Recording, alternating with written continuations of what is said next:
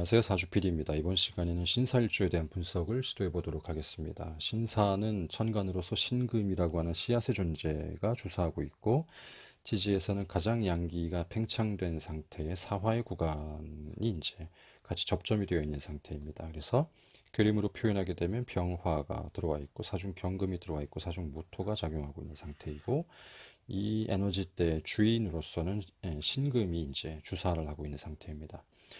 신금은 본래가 가을에 완성되어지는 상태이기 때문에 경금으로라고 하는 열매로부터 이탈되어진 어떤 그 조건과 환경에 의해서 존재하는 것이 이제 정석인데, 한여름에 양기가 이렇게 가장 팽창된 상태에 신금이 드러났다라고 하는 것은 다소 이율배반적입니다. 그래서 현상계에서 굉장히 인간의 모습으로서 작용을 하게 될 때에는 굉장히 빠르다 혹은 이르다, 성급하다, 이런 조건들, 그 다음에 굉장히 날카롭게 된다. 신금 자체의 속성 자체는 본래 날카로운 어떤 특성들이 작용하게 되어 있는 상태인데, 어, 자기가 활동하는 구간이 아닌 다른 영역대에서 존재했을 때는 조금 더 그런 양상이 강하게 나타날 가능성이 존재한다라고 보게 되죠. 그런 상태에서 사중병화와는 간합을 하게 되는 조건이겠죠. 간합을 하게 되는 조건이고, 사중경금과는 겁재의 관계, 사중무토는 이제 양기를 가장 많이 팽창시킨 상태에서 이제 갑목과 을목, 갑을목을 굉장히 이제 최대치까지 끌어올리기 위한 어떤 조건 에너지 상태입니다. 그렇기 때문에 신금일간은 자기가 이 상태에서 주도적으로 뭘 한다라는 패턴들보다는 주변과의 어떤 관계 조율을 통해서 무언가를 생각해 보는 것들이 좀 더 합당하다. 자기의 본질적인 에너지를 발휘하는 상태에서 말이죠.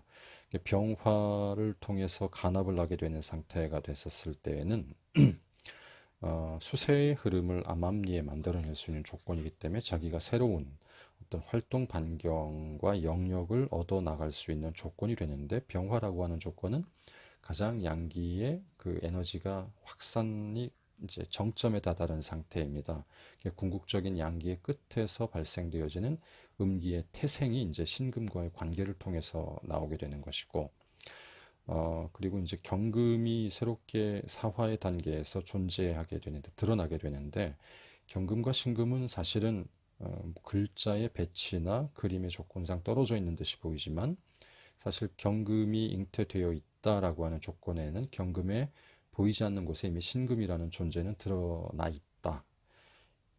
왜냐하면 경금 속에 이미 신금이란 씨앗이 존재하는 상태이기 때문에 신사일주를 간주할 때는 굉장히 디테일한 어떤 이론 체계와 가치를 가지고 판단하지 않으면 안 된다라고 생각을 하면 될 것 같습니다. 그래서 신사일주는 한편에서는 경금과 비슷한 속성의 어떤 특성들이 나타나기 쉽고, 본래 신금 자체가 임수를 좋아하는데 4월의 경금도 임수를 굉장히 좋아합니다. 왜냐하면 양기가 굉장히 팽창된 상태이기 때문에 반대 응축작용을 하는 임수가 같이 조우해 주어야 전체 밸런스가 맞기 때문이죠. 그렇기 때문에 이때의 신사일주는 사중경금과 같이 이미 한몸화되어 있는 상태, 그래서 사중경금에 이미 근 혹은 뿌리가 내려져 있는 상태, 같은 입장이죠. 그렇기 때문에 굉장히 임수를 찾아 헤매게 된다. 임수가 그런데 지지의 현상계에서 존재했을 때는 해수가 되는 상태이기 때문에 이미 충이죠. 움직이고 돌아다니고 역마 어떤 이동과 변동하는 어떤 변화무쌍한 것들을 좋아하게 될 수밖에 없는 것이 신사일주가 가지고 있는 기본적인 특성에 해당합니다. 그래서 있건 없건, 임수나 해수가 있건 없건 그것을 추구하는 신사일주는 굉장히 생동감 있게 자신의 삶을 추구 혹은 발전 변화시켜 나가려고 하는 에너지의 패턴들이 존재하는 것이고, 정적인 신사일주다라고 했었을 때는 조금 문제가 있어 보인다라는 측면들로 해석을 해보면 직합니다.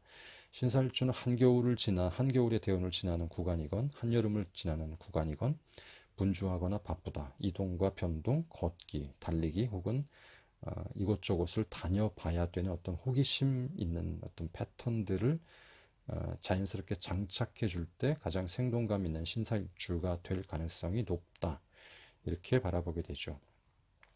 사중 병화와 간합을 하면서 수세의 흐름을 만들어낼 수도 있기 때문에 스스로 어떤 자각과 경험에 의해서 없던 것을 만들어낼 수 있는 조건들도 같이 아울러 포함하고 있는 것이 신사일주이기 때문에 굉장히 변화가 다단하다, 복잡다단하다 이렇게 바라볼 수 있게 됩니다. 그런데 만약에 유금을 만약에 만나게 됐다, 근자에 유금이 있거나 대운에서 유금이 해당하는 구간을 지나간다라고 했었을 때는 금국으로 변화가 되면서 완전한 경금의 열매로 자기를 바라보게 될 수 있습니다. 씨앗임에도 불구하고 날카로운 속성을 가짐에도 불구하고 다소 무른 듯한 경금의 속성들도 나타날 수 있기 때문에 음일간으로서의 신사일주는 체성 변화가 유금의 존재 유무에 따라서 혹은 유금에 해당하는 활동의 존재 유무에 따라서도 바뀔 수 있다는 측면을 인지하면 신사일주를 이해하는데 조금 도움이 될 것 같다고 생각을 합니다. 신금 자체가 본디 속성으로서 간목을 만들어내는 것에 그 목적을 두고 있기 때문에 반드시 신사일주는 체성이 변화되건 변화되지 않건 임수라고 하는 식신 혹은 상관의 속성을 굉장히 원하게 되기 때문에 해외 성분이 자연스럽게 작용하는 것이 맞고, 인연으로서도 해생 혹은 해수와 연관된 지역, 수세와 해외와 연관된 어떤 패턴들의 영향들, 이런 것들을 연관 지어 볼 수 있게 됩니다.